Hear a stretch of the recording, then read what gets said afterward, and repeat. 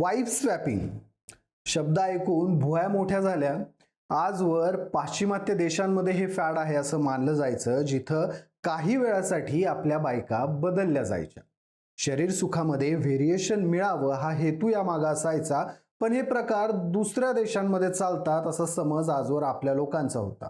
दुसऱ्या देशात पुरुष देखील काही वेळाकरता आपल्या बायका आदली बदली करतात. मात्र आपल्या देशात असलं काही होईल याची कल्पना आजपर्यंत कुणीच केली नव्हती. पण आता तो दिवस देखील उजाडला. आपल्याकडं दोन सख्ख्या बहिणींनी आपल्या नवऱ्यांची अदलाबदली करायची मागणी केली आणि ती देखील खाजगीत नाही तर थेट उच्च न्यायालयासमोर. या प्रकरणात आता कोर्टाला काय न्याय द्यावा हा मोठा प्रश्न पडला. या बहिणींच्या माहेरकडचे भांबावल्यासारखे या दोघींकडे बघत बसलेत. शेजारी पाजारचे डोक्याला हात लावून बसलेत. या प्रकरणानं फक्त या दोन सख्ख्या बहिणींना कोर्टात आणलं नाही तर या देशाच्या संस्कृतीला देखील कोर्टाच्या समोर उभं केलंय. नक्की काय झालंय, कुठं झालंय, सगळं समजावून सांगतो पुढच्या काही मिनिटांमध्ये. नमस्कार, मी शशी आणि तुम्ही पाहताय कट टू कट. आजवर बायकोला मुलं होत नाहीत म्हणून तिच्या धाकट्या बहिणीशी नवऱ्यानं लग्न केल्याच्या अनेक घटना तुम्ही पाहिल्या असतील. आपल्या आजूबाजूला अशी अनेक उदाहरणं असतात.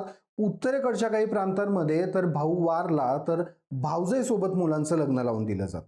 या गोष्टी आपल्याकडे नॉर्मल किंवा सर्वमान्य आहेत. याचं कारण म्हणजे आपल्याकडे ही लग्न परिस्थिती पाहून तडजोड म्हणून स्वीकारलेले असतात. पण आता मध्य प्रदेशातून समोर आलेली घटना पाहून कोर्टातले जज देखील सुन्न झालेत.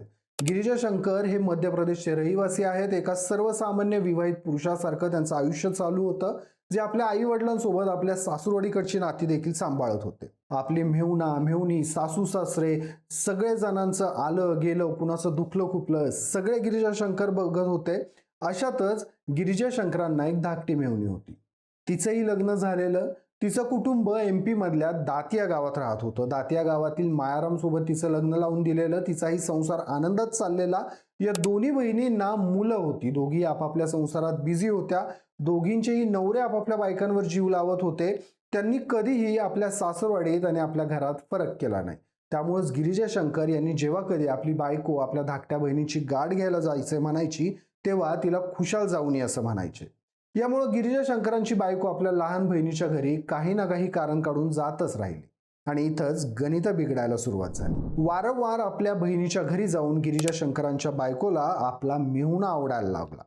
सुरुवातीला गिरिजा शंकरांना या गोष्टीबाबत फारशी कल्पना नव्हती. मात्र जसं त्यांच्या कानावर ही गोष्ट पडली तसं त्यांनी आपल्या बायकोला आपल्या बहिणीच्या घरी जायला मज्जाव केला. पण म्हणतात ना, प्रेम आंधळं असतं. पण इथं गिरिजा शंकरांच्या बायकोचं प्रेम नुसतं आंधळच नव्हतं तर ते लंगडं खुळं पांगळं सगळं काही होतं.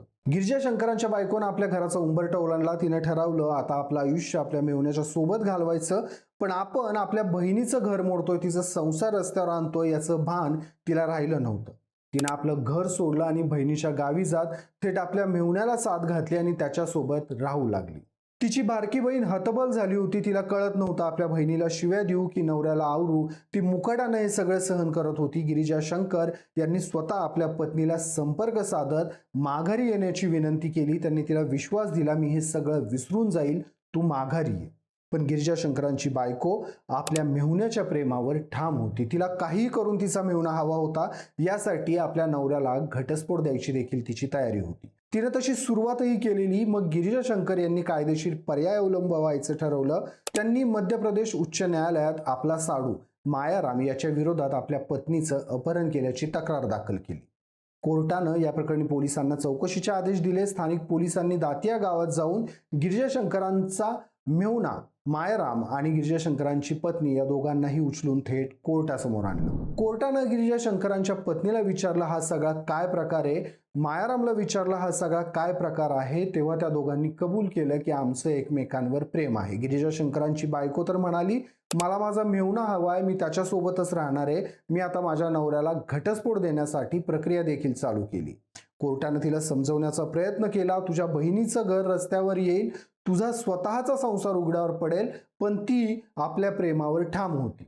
तिनं कोर्टाचं देखील ऐकलं नाही. अशातच गिरिजा शंकरांची बारकी मेहुणी कोर्टापुढे आली आणि तिनं कोर्टाला सांगितलं, जज साहेब, जर माझ्या बहिणीला माझा नवरा आवडतोय तर हरकत नाही, तिला त्याच्याजवळ राहू द्या.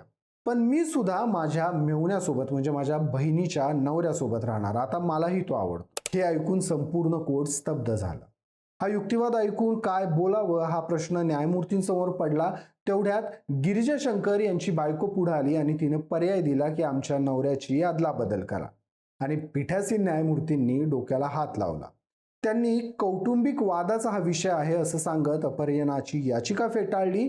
मात्र या प्रकरणानं फक्त या दोन बहिणींना कोर्टासमोर आणलेलं नाहीये, तर दोन बहिणींच्या रूपानं इथली संस्कृती, इथली नाती, इथले आचार विचार या सगळ्या गोष्टी इथल्या कायद्यासमोर उभ्या आहेत. आपल्याकडे असंही म्हटलं जातं, तुमचं एखाद्यावर प्रेम असेल तर त्याला कुठलंही दुःख देऊ नये, तुमच्यामुळं त्याला कसलंही नुकसान होऊ नये याची काळजी घ्यावी. मात्र इथं प्रेम मिळवण्यासाठी आपल्या सख्ख्या बहिणीचा संसार उघड्यावर आणायचा प्रयत्न तिच्याच थोरल्या बहिणीनं केलाय. सध्या हा प्रकार मध्य प्रदेशमध्ये मोठ्या प्रमाणावर चर्चेत आहे. याविषयी सोशल मीडियावर मोठ्या प्रमाणात वेगवेगळे मतप्रवाह पुढे येत आहेत. आपल्याला आवडणाऱ्या व्यक्तीसोबत राहण्यात हरकत काय असं काहींचं म्हणणं आहे, तर परंपरावादी विचारसरणीला मानणाऱ्या लोकांनी यामुळेच आपली संस्कृती नष्ट होत असल्याचा आरोप देखील केलाय. या सगळ्या घटनेबाबत तुमची मतं काय आहेत मला कमेंटमध्ये आवर्जून कळवा. व्हिडिओ आवडला असेल तर व्हिडिओला लाईक करा, शेअर करा आणि कट टू कटला सबस्क्राईब करायला विसरू नका.